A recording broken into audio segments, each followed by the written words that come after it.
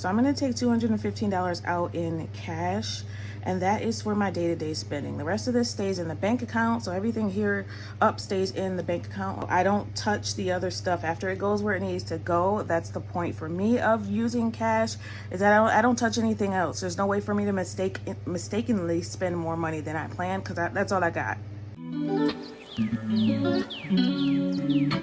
Hi everybody, thanks for clicking on this video and welcome to my savings, budgeting, and YouTube journey. On this channel, I experiment with different budgeting styles, savings goals, and I share the strategies I learn as I go. So if that sounds interesting at all to you, please go ahead and click the like button and subscribe to follow my journey. So we did our monthly budget. I did it on paper in the last video. Today, I just moved it over to our monthly budget sheet so that at the end of August, I can go back and compare what I spent to what I budgeted.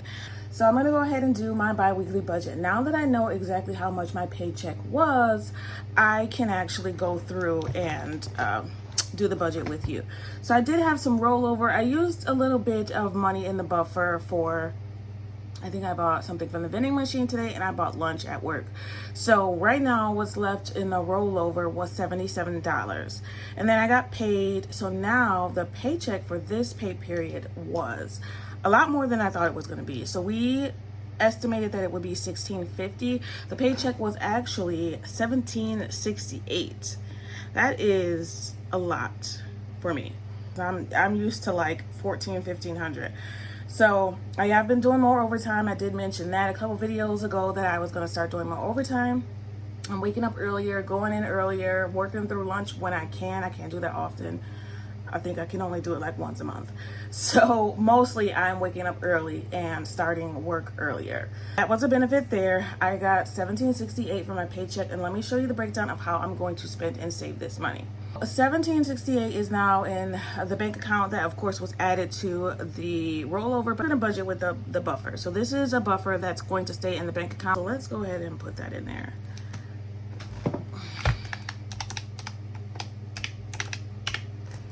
All right, that's $18.45. So this is the buffer slash rollover. And then I got two more things that I can add to my income. So I got some money for my birthday from a couple people. So I have $160 from that. And then we also, I don't know how it is in your state, but we also got a $165 check, but that check was for the child tax credit. I don't know, I don't really even understand, but who's complaining about free money, right? So, and you do not have to put it on your taxes. It specifically said you do not have to claim this on your taxes for next year, so I'm not even gonna worry about it. So we're gonna add this, 160 plus 165, that's $21.70. And I already know off the top of my head that that $160 from my birthday, I'm saving that just for me. I've already gone ahead and moved that $160 to SoFi and made a sinking fund just for me. It doesn't have anything specific. It literally says I literally named it just for me. So I'm just gonna leave that in there. I don't have anything that I want to buy right now. So instead of being tempted to just spend money just because I have it, I'm just gonna leave it alone. So, and then 165 was the tax credit. So ain't it crazy how I had to pay some money? I had to pay some money because apparently I didn't put enough money on my income taxes, so I had to pay money for a couple months, and now I got money back. I don't understand. I don't understand state taxes at all. Moving along, $21.70. Okay. So the first thing that I did, of course, that's already come out is the automatic savings. So I'm still right now at $150 every pay period for automatic savings. I did mention at the monthly budget that I want to move that up to $175. That $150 already came out, but I want to put $25 more. And I'm just writing this out so that I remember to do that transfer, actually, because I have a habit of forgetting things. So we're subtracting 175, got 1995. Let me adjust myself. So 1995 is what we have left. I also know off the top that I want to put $25 more in investment. You guys will start seeing me putting some more money into savings. I feel like I already save a lot of money every month, but I just never feel like it's enough for me to start spending it. So I do want to make some home improvements in the house. So I'm going to be putting more into saving, more into investing so that I can, start doing that. So you'll see me saving more money since I'm making a little bit more money. So to me, that's just a smart way to do it. I do not want to increase my spending. I don't want to increase my spending. I just want to save the extra. That's the plan anyway. Next thing that I want to come out, I already said I'm going to put that, or I already did put that savings for my birthday in my just for me sinking fund. So all this already up until now is income and savings. And I'm not sure how everybody else does it, but I do save first. That's the first thing that comes out of my paycheck before I even see it. That money is going to those 3 separate bank accounts.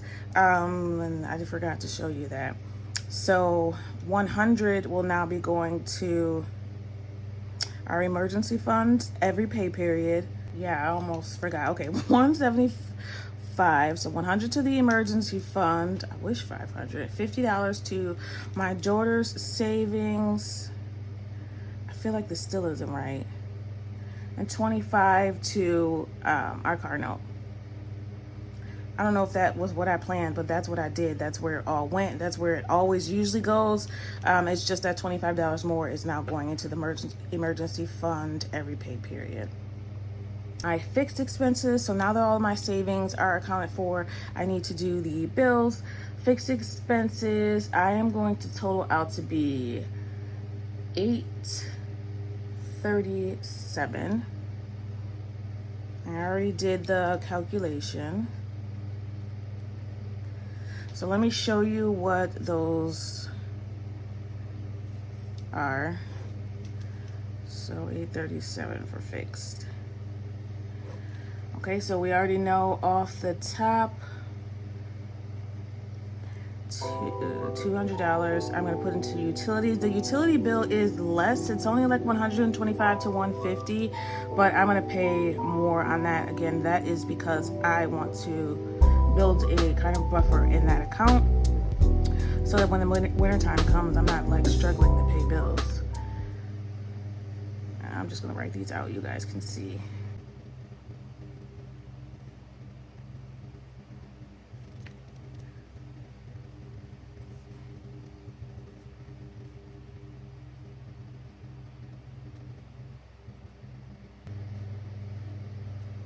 All right, so those are the fixed expenses, and that should zero out. I always like to double check.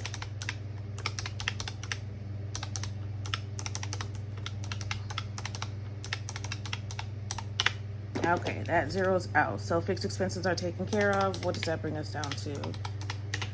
That brings us down to $973. And the rest of that, variable funds, we're going to take some money out. That's for grocery, gas, and toiletries.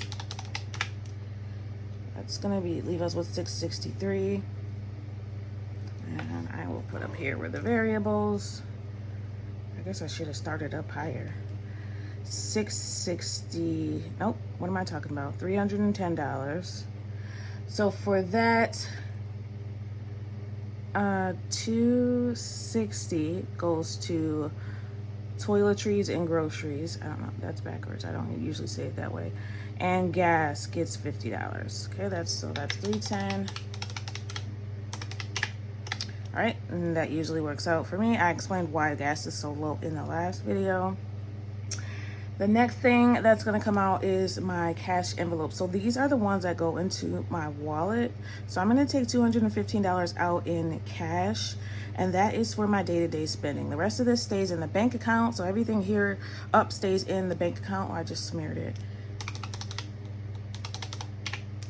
So I don't touch the other stuff after it goes where it needs to go. That's the point for me of using cash, is that I don't touch anything else. There's no way for me to mistakenly spend more money than I planned, because that's all I got. $448 is what's left. And the next thing that we're gonna do is, actually, let me give you the breakdown of what's in my cash wallet. Cash wallet is personal Personal gets 75, so that's anything that I need day to day for myself or for my daughter. $70 for dining. We get $50 for entertainment, which I feel like is too much, but we'll go over that in a second. And then $20 for miscellaneous, so for anything random that pops up that I didn't plan on spending money on. Okay, $4.48 is what's left. So next thing that's gonna come out is savings challenges. So those are basically just priority savings that I kind of just made into a game. And let's see, let's put savings challenges up here. Okay, so for savings challenges, there's only a few now. I'm gonna put 24 into passports, $40 into vacation, 25 into junior year, and I think 26 in debt. Let's see, what do I have left? Yeah, I have $26 in debt. All right, and that's for a parking payment. I'm saving that up in cash. When I'm ready to pay it off, I want to just pay it off all at once. Hopefully everything is not out of frame for you guys. All right, so what does that leave us with? 448 minus the 115 leaves us with 333. After that, the next thing that's gonna come out is our sinking funds. So these are savings for expenses that I know will come up throughout the year, stuff that I know that I'm gonna have to pay. So for sinking funds, $232 is gonna come out for that. It's gonna leave us with 101. So sinking funds, and there are a lot of sinking funds, so stick with me. I said I'm just saving more money. Now it's not a lot that goes into each envelope, but this way has worked for me, so I'm gonna keep doing it. I'm gonna start with the ones that always get money. So $25 for child's beauty. It's for my daughter's hair or whatever. $25 I'm gonna put in her miscellaneous envelope. So that's for anything that comes up for her that I didn't have planned. So she has a little bit in there. 10 for pet, 10 for health. So these always stay the same, except I don't always put money in her extra envelope. We're gonna put 50 in family fun. I don't need these boxes.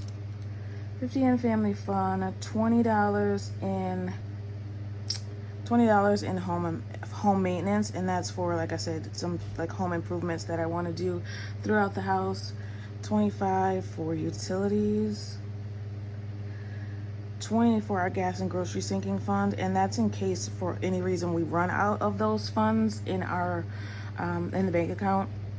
Let's say we do more traveling or more grocery spending. I hardly ever pull from this for grocery spending. I more likely pull from the buffer to pay for that. I'm gonna give myself $25 in mom beauty. What else do we have? I'm gonna put $15 in gift. And I think that's it, other than our $1 challenge.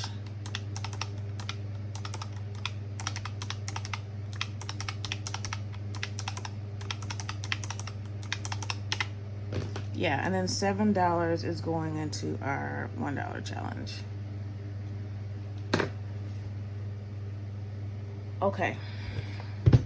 So that's it. That's the zero-based budget. So we're down to $0. That's the point of the zero-based budget, and we will have a total buffer of $101. There's just a little bit in each of the accounts, so we'll leave that for now. I'm not sure if I want to keep a buffer in each. A buffer is just money that I keep in the bank account in case there's a bill that comes up that I forgot about, or in case I need to do any online shopping. So if I need to do anything online, I will use the buffer, and then I will take cash back to the bank, whether it be from my sinking funds and binders that I have up here, or from my cash wallet, the money that I already took out. And that's it. That's it. I think I did everything right. Let's hope we did. What I want to do now is go to the bank and take my cash out so you can see me do the cash stuffing. Total of the cash that I'm going to be taking out should be, let's see, it would be the 663 minus the 101, 562. That feels like a lot. let me double check that. 562 minus the 232 minus the 215 in the cash wallet, and then 115 for saving challenges. Okay, that's right. So that's what we're gonna take out of the bank. The only thing is that I have to wait until Friday to take out this 165 because it's not cleared yet. So this tax credit is not cleared yet.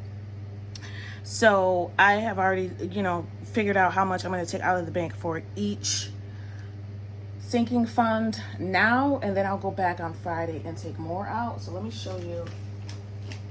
All right, so I've already written out my bank withdrawal form. So this is what I'm going to be taking out of the bank. So I do this because it's a way for me to break down the denominations that I need in each of the envelopes so that I have enough to put in each envelope, since they're not just solid numbers. So that's what we'll take out on Friday. Girl, you put June? We don't want to go back.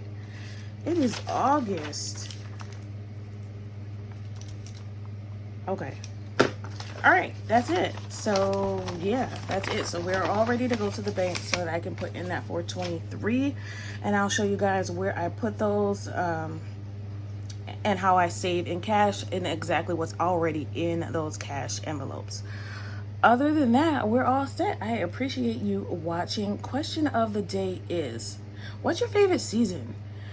People have been complaining about this summer and the heat, and I'm like, I don't mind at all. Sometimes it gets hot, of course. Yeah, we say it's hot, but I'm not complaining because I know that this is not going to last long. We probably get like a good 2 months of good weather, and the rest is like cold and freezing, and pipes are freezing, and I'm not looking forward to that. So, but we're going to take every season as it comes. My favorite season would probably be spring, because it's not too hot. I don't know, spring or summer. I like those. Spring or summer. Yeah, probably summer. Probably summer. August is always a good month for me. It's always good times in August. For some reason, money seems to flow to me in August. So we're gonna keep that vibe and hope that happens again every month, actually. All right, that's it. I need to get myself together because I am behind. I did nothing last week, so don't be like me. Get your chores done. Write down your to-do list. Fill in your planner. Whatever you need to do, this is your sign to get up and just get it over with. Get it done. All right, that's it. Thank you so much. I appreciate it. I want you to always remember it is about progression and not about perfection. Thanks for watching and happy saving. Bye. Thank